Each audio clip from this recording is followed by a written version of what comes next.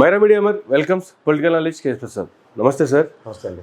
Sir, Chandrababu Naidu గారు నిన్న రీసెంట్గా కామెంట్ చేశారు, రాష్ట్రంలో ఏ క్వశ్చన్ కూడా వైసీపీకి సంబంధించినటువంటి వాళ్ళకి ఏ స్టేజ్లో కూడా ఎలాంటి పనులు చేయొద్దు, ఏమైనా చేస్తే వైసీపీకి పాలు పోసి పెంచినట్టే. ఇది కాకుండా ఇక్కడ నాకు మిమ్మల్ని ఒకటే కోరుతున్నా, వైఎస్ఆర్ కాంగ్రెస్ పార్టీకి డైరెక్ట్గా ఇండైరెక్ట్గా మనం పనులు చేసే పరిస్థితి ఏ స్థాయిలో కూడా రాకూడదు.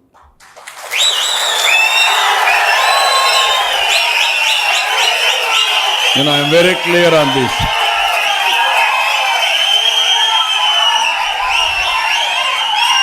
అది చేస్తే పాముకు పాలు పోసినట్టే. నేను తెప్పించుకుంటున్నా, నేను అది కూడా చెప్పేస్తున్నా ఇక్కడ. ఏం సార్ అసలు ఆ మాటలకు అర్థమైంది, దాని వైఖరిని ఎలా చూడదు సార్? ఫ్రస్ట్రేషన్ అండి.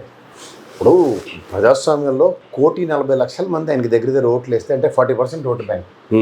1,40,00,000 మంది ప్రజలకి ప్రజాస్వామ్యంలో ఒక ముఖ్యమంత్రి నాకు సంబంధం లేదని చెప్పడం ఆయన విచక్షణకి, ఆయన విజ్ఞతకి వదిలేయాలి. ఎందుకంటే 40 సంవత్సరాల దగ్గర ఆయన పొలిటిక్స్ లైఫ్లో ఉన్నాడు. 14 సంవత్సరాలు ముఖ్యమంత్రి చేసిన ఆయన. అసలు ఆయన మాట్లాడి మాటలకి ఏమైనా అర్థం ఉందా అంటే, ఈ మధ్యన ఆయన కొంచెం చెప్పాలంటే సెన్సిటివ్ లైన్స్ కాకుండా అనవసరంగా సెన్సిటివిటీని ఎక్కువ టచ్ చేస్తున్నాడు. ఓకే, ఆయన మాట్లాడుతున్న దాంట్లో అసలు ప్రజాస్వామ్యం గురించి ఎవరికైనా ఈ మాత్రం తెలిసినా సరే, సార్ ఒక ముఖ్యమంత్రికి రాగద్వేషాలకు అతీతంగా, కులమతాలకు అతీతంగా రాజ్యాంగం మీద ప్రమాణం చేసి ఆయన బాధ్యతలు చేపడతారు. రాజ్యాంగానికి బద్దులమే అన్న మాటకి అర్థం ఆయనకి తెలియదంటే ఇంక ఎవరికి చెప్పాలి? ఇది మరీ అసలు రియల్లీ రెడిక్యులస్ అని చెప్పచ్చు సార్. ఇప్పుడు ఆయనకి ఏంటంటే వాళ్ళ అబ్బాయి రాజకీయ అరంగేట్రం కోసం, అంటే ముఖ్యమంత్రిని చేయాలన్న తాపత్రయంలో తెలియకుండానే ఒక క్యారీ బ్యాగ్స్ వేసుకుని తిరుగుతున్నాడు ఆయన సార్. ఆ క్యారీ బ్యాగ్స్ ఏం చేస్తున్నాయి అంటే అతనికి ఎక్కడికక్కడ దడేలు బరస్ట్లు క్రియేట్ చేస్తున్నాయి. మనం చూడండి, ఇల్లు రగ్గొట్టండి, దాంట్లో చేసుకొస్తుంది. అదంటే చెప్తున్నాం కదా, ఒక టైప్ ఆఫ్ లైఫ్ చూసిన తర్వాత అతనికి సడన్గా ఏంటంటే ఒక ఇన్సెక్యూరిటీ ఫీలింగ్ ఎక్కువైపోయింది. ఓకే, సాధారణంగా అసలు ఆయన ఒరిజినల్ వైబ్రేషన్స్ చెప్పాలంటే ఇంత తమ్మింగ్ మెజారిటీ వచ్చిన తర్వాత అసలు ఒక డిఫరెంట్ పేస్ట్లో పనిచేస్తుంది ఆయన. అలాంటిది ప్రతి నిమిషం ఆ రాహుల్ ద్రావిడ్ గళ్ళ ఒళ్ళల్లో ప్యాడ్లు కట్టుకుని డిఫెన్స్ ఆడుతున్నాడు. ఒక దాని తోడు ఏంటంటే ఈ చిన్నపిల్లల తగుల్లో చూడండి, మీరు నేను మన ఫ్రెండ్ ఒకటి ఐఏఎస్ చదివితే, నేను ఎగ్జాంపుల్ ఇస్తున్నాను, ఆయన మనతో పాటు చదువుకున్నప్పుడు నేను పెన్సిల్ లాక్కున్నానని, మీరు మెండర్ లాక్కున్నాడని, వీడు పెద్ద అయిన తర్వాత ఐఏఎస్ అయిన తర్వాత మన దగ్గరకు వచ్చి నిన్ను అరెస్ట్ చేస్తున్నాను రా, వాళ్ళు అప్పుడు మెండర్ లాక్కున్నావు, వీళ్ళు ఇప్పుడు పెన్సిల్ లాక్కున్నావు అని, ఆడ డెహ్రాడూన్లో ట్రైనింగ్ దేనికే వచ్చాడు రా అని మనం అడిగినట్టు అలా ఉంది ఇప్పుడు పరిస్థితి చూస్తే. సార్ అంత కష్టపడి 124 స్థానాలు ఇచ్చి కూర్చొని మమ్మల్ని ఉద్ధరించాను రా బాబు అంటే, పొనికి మనల్ని చెత్తంతా ఎత్తికేసుకుని అల్లడికేమో ఇల్లుడికేమో. దానికి తోడు మీరు గమనించండి, నేను ఈ మధ్య నేను చూస్తుంటే సార్, వాళ్ళు 5 సంవత్సరాలు బట్టి మనం ప్రిపేర్ చేస్తారు. ఏంటి సైకో అని జగన్మోహన్ రెడ్డిని అనడం, నెక్స్ట్ ఏమో రాక్షస పాలన అనడం, ఇవన్నీ మీరు గమనిస్తుంటే అతనేటి పిక్చర్లోకి రిబ్బగులలోకి బాబు కులం చూడకండి, మతం చూడకండి, పార్టీలు చూడకండి, జెండా ఇంటి మీద కట్టినా సరే ఎవరికైనా సంక్షేమం ఇవ్వండి. ఆ ధర్మవరం చూడండి, కేతిరెడ్డి జెండా ఎగురుతుంది ఎవరు అంటే మన సంక్షేమాలు తీసుకుంటాడు సార్ అని చెప్తుంటే కూడా వీళ్ళు ఇరుబగులలో దొరికిన వాళ్ళకి ఇచ్చింది. సో దాంతో ఏమైంది, వాళ్ళకి మామూలుగానే వాళ్ళ బాంధవ్యాలు ఎక్కువ. ఈసారి ఆ కాపు సామాజిక వర్గం 10 మెట్లు కింద దీపి జై తెలుగుదేశాన్ని కొట్టేశారు సార్. మీకు అర్థం అవుతుంది, అంత సముచిత స్థానాలు ఇచ్చి అంత చేసిన ఏ ఉప ముఖ్యమంత్రి వాళ్ళకే ఇచ్చింది. మరి ఇక్కడ ఈ ముఖ్యమంత్రి ఉప ముఖ్యమంత్రి ఏ తీసి మార్కాలను పనిచేస్తాడు, గతంలో ఉప ముఖ్యమంత్రులు ఏం తీసి మార్కాలను పనిచేశారో చూడండి ఒకసారి. వచ్చాడు ఉప ముఖ్యమంత్రి కదా. ఇవన్నీ గమనిస్తుంటే వీళ్ళు ఏదో పెద్దపేట ఇల్లు వేసినట్టు, ఇదేంటి గతంలో చంద్రరాజప్ప గారు కూడా ఇల్లు వేశారు. మరి ఆయనకైతే అవహేళనలో అవమానాలు, లోకేష్లో సిటీకేసి పిలిచాడు, ఇవన్నీ కథలు విన్నాం కదా మనం. ఇప్పుడు అన్నయ్య పాట పాడేసరికల్లా పరవశించిపోతుంది. మరి ఇదే సామాజిక వర్గం చంద్రరాజుకి పోతే ఓ చూపు, ఈయనకైతే అన్నయ్య అని పాట పాడేసరికల్లా చచ్చిపోతుంటారు. ఇవన్నీ చూస్తుంటే ఇక్కడ మీరు ఇవన్నీ ఒక ఎత్తి అయితే, ప్రజాస్వామ్యంలో ఎవరిని మీరు ఏ విధంగా గౌరవిస్తున్నారు అన్న దగ్గర 1,40,00,000 మందికి మీరు ఫుడ్ డౌన్ చేసి మాకు సంబంధం లేదని చెప్తుంటే ఇంకెక్కడ మీరు రక్షిస్తున్నట్టు? మళ్ళీ దీనికి ఎన్డీఏ కూటమి, డబుల్ ఇంజన్ సర్కారు మమ్మల్ని అందరినీ ఉద్ధరించేస్తామని చెప్తూ దేశంలో ఈ సంక్షేమంలో నేను గస్తారు మీ ఎన్డీఏ అధినేత గౌరవ ప్రధానమంత్రి గారు, నాకు తెలిసి జనాభా లెక్కలు 2011 ప్రకారం 117.8 కోట్లు ఎంతో, దాంట్లో 80 కోట్ల మందికి ఇంకా ఫ్రీ రేషన్ ఇస్తున్నాం అంటే మేము ఆంధ్రప్రదేశ్లో కూడా బిలో పవర్టీలో ఉన్నట్టే కదా. అంతే కదా. సో మీరు మాకు సంక్షేమం మీరు చెప్పినవి ఏవి ఎగ్జిక్యూషన్గా నోచుకోకుండా ఇంకా భావోద్వేగాలు రెచ్చుకుంటూ 9 నెలల కాలెట్టు కూడా మీరు గవర్నమెంట్ ఎక్కడికి వెళ్తున్నారో మీరు ఒకసారి ఆలోచించుకోండి సార్. మేము వాళ్ళకి ఇవ్వము, very good, it's a beautiful deliberation, fantastic. కానీ ఇది ఇప్పటిదాకా ఇవ్వరు ఇస్తారు. మీ జన్మభూమి కమిటీలో గతంలో మీ విన్యాసాలు అందరికీ తెలుసు. సార్ మళ్ళీ మీరు ఇంకేదో చూడండి, సత్యహరిశ్చంద్రుడు ప్రవచనాలు చెప్పినట్టు ఈసారి నుంచి చేయండి. గతంలో చేయలేదు, కానీ ఇంత డెలిబరేటివ్గా చెప్పలేదు. ఈసారి మీరు చైతన్యవంతులను ప్రజలు చేస్తున్నారో ఎవరిని చేస్తారో ఒకసారి గమనించుకోండి. తెలియకుండానే నేను అసెంబ్లీలో కాలు పెట్టను ఒక ముఖ్యమంత్రి, ఈయనకి ఇంక స్థానం లేదు, మనం ఈ పార్టీని సర్వనాశనం చేసేద్దాం, మూలాలు చేసేద్దాం అని చెప్పి ఇండైరెక్ట్గానో డైరెక్ట్గానో ఆయన కన్సాలిడేట్ చేస్తున్నారు. సార్ ఇప్పుడు గ్యారెంటీగా 40 మార్కులు పాస్ అవుతారని ఎవరికైనా భరోసా ఉందనుకోండి, ఎలా రాస్తారు ఎగ్జామ్? అలా ఉంది, తయారు చేస్తారు. నేను గతంలో కూడా చెప్పాను, ఆయనకి ఉన్న స్థానాలు జేబులో పెట్టుకుని వెళ్ళే పరిస్థితి దగ్గర నుంచి ఆయనకి చుట్టుపక్కల ఉన్న వాళ్ళు ఏదో కారణం ఇంకా ఏదో అయింది ఎలక్షన్, అది అయిపోయిన తర్వాత మీకు ఒక అధికారం వచ్చిన తర్వాత దాన్ని మీరు జస్టిఫికేషన్ గురించి మాడకుండా ఎన్నాళ్ళండి. నిన్న కాక మనం పెట్టిన బడ్జెట్లో చూసాం ఎలకేషన్స్ ఎట్లా ఉన్నాయో, జనాభా ప్రాతిపదిక మీద ఇచ్చారో ఏ ప్రాతిపదిక మీద ఇచ్చారో భగవంతుడికి తెలియాలి సార్. కానీ ఇప్పుడు ఈ 40% మంది ఎవరైతే ఉన్నారో, లేదా వైసీపీకి వేసిన 1,40,00,000 మంది ఎవరైతే ఉన్నారో, వీళ్ళంతా ట్యాక్సులు కూడా కట్టాల్సిన అవసరం లేదనేటువంటిది డైరెక్ట్ చెప్పొచ్చు కదా. కానీ వాళ్ళ దగ్గర మాత్రం ట్యాక్సులు తీసుకోవాలి. వాళ్ళు డైరెక్ట్ ట్యాక్సులు కట్టనివ్వట్లేదు కదా. ఏ వస్తువు కన్నా పరోక్ష పన్ను వేసి మమ్మల్ని చంపేస్తున్నారు.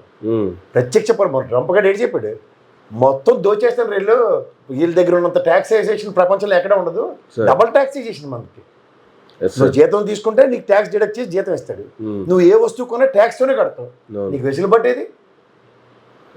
ఇంకా ఇప్పటి మిగిలిందంటే అలా దానికి దీనికి ఇన్సూరెన్స్లు కట్టేవే కట్టలేదని మిగిలింది కూడా పిండేస్తాడు మార్చిలో మనకి మంచిగా వాయిస్ కొట్టి.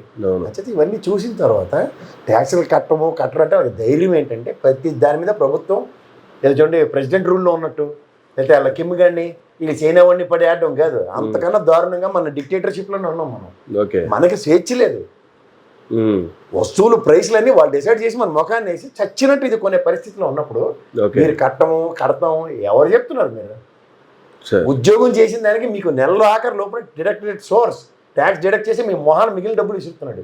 సంవత్సరం ఆఖరిలో మళ్ళీ అంతా పిండేస్తే మీరు ట్యాక్స్లు కట్టడం, ఉద్యోగం చేస్తూ కట్టమని చెప్పడానికి ఎక్స్క్యూజ్ లేదు, సామాన్లు కొంటే ఒక ట్యాక్స్లు కట్టమని చెప్పడానికి ఎక్స్క్యూజ్ లేదు. అలా రామ్దేవ్ బాబా గారికి ఒక్కడికే ఉంది ఆ ప్రివిలేజ్. ఏ ఒక్క దాని మీద బిల్లు ఉండదో వాళ్ళకాడ ఉండదు. అది ఇష్టం వచ్చిన రేట్లు అమ్ముకుంటాడు. ఆ రేట్ చేస్తుంటే ఆ దేవుడికే తెలియాలి.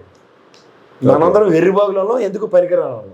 అంటే మీరు ట్యాక్సులు కట్టము, వీళ్ళు ట్యాక్సులు కట్టలేదని ఒక మాట ఇచ్చారు, ఇలా పకుడి కబుర్ల అమాయకులైన ప్రజలకు మాత్రం చెప్పకండి. అది వేస్ట్. అది వీఆర్ ఇన్ ద క్లస్టర్స్.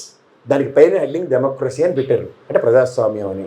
భ్రమిస్తున్నాం అంతే. ప్రజాస్వామ్యంలో ఉన్నావా? ఉన్నావటే. మనం అందరికి చాలా స్వేచ్ఛ ఉంది, వాక్ స్వాతంత్రం ఉంది. మాట్లాడేవే ఎత్తులు అవుట్ వేసేస్తారు, వేస్తున్నారు కదా. ఇంకేంటి చేస్తున్నారు? ఏం చేయండి, స్వేచ్ఛ ఉందా? భావ ప్రకటన స్వేచ్ఛ ఉందా? లేదు. ఈ తప్పు చెప్పే దమ్ము ధైర్యం ఎవరికైనా ఉందా? ఇస్తున్నారా? వాళ్ళు చేసింది రైట్ అనకపోతే మనకి ఏమవుతుందో చూస్తున్నారు కదా. ఇది జరుగుతున్నప్పుడు ప్రజాస్వామ్యం హెడ్డింగ్ చూసి అలా వెనకాల చూడండి, మా మంచి ప్రభుత్వం అంటే లీటర్ అంటే మంచి ప్రభుత్వం మనమే చదివించి మీరు చెప్తున్నారు కదా మంచి ప్రభుత్వం దబాయించే సిచ్యువేషన్ ఉంది. వస్తున్నాడు, సార్ నాకు ఇది కష్టం ఉందంటే ఇదేంటి చదువు ఒకసారి అంటాడు, ఇది మంచి ప్రభుత్వం చదువుతున్నాడు.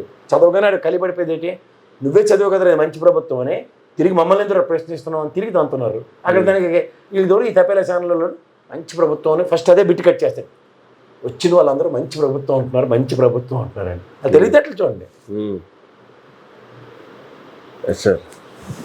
నిన్న బీచ్కి ఇంటర్నేషనల్ హోదాకి ఋషికొండకి దాన్ని ఏమంటారు బ్లూ ఫ్లాగ్ ఇచ్చారు మనకి. ఆ బ్లూ ఫ్లాగ్ వల్ల ఏంటంటే ఒక డైమెన్షన్స్ పెరిగి మనకి విదేశీ వాళ్ళు కూడా ఇప్పుడు చూడండి బ్యాంకాక్, గోవాకి ఇట్లకి అన్నిటికి వెళ్తారు కదా, అలా మనకు కూడా ఇక్కడ ఆకర్షించడానికి ఋషికొండకి బ్లూ ఫ్లాగ్ వస్తే అది ఎత్తేసారు. ఇప్పుడు కేంద్ర ప్రభుత్వం బ్లూ ఫ్లాగ్ దించేసింది పర్యాటక శాఖ. ఇది పచ్చల్లోడైతే మరీ గౌరవం అండి. అసలు నిజంగా వాళ్ళని ప్రపంచంలో ఎవరు కాపాడలేరు వాళ్ళని మనని వాళ్ళ నుంచి. ఎందుకంటే సింపుల్, గత ప్రభుత్వం అకృత్యాల వల్ల బ్లూ ఫ్లాగ్ తీసేశారంటే 9 నెలలు బట్టి మీరున్నారు కదా, చీపురేట్ తొడకపోతే ఆ పర్యాటకులను పరిరక్షించిపోతే పోతారు. రుషికొండలో ప్యాలెస్లు కట్టారట అని నోరేళ్ళ పెట్టి తిరిగేసి వస్తారు. దాని కంటిన్యూషన్ ఆ రుషికొండ పరిసర ప్రాంతాలకు ఏడు చేయాలి మాత్రం చెప్పరు.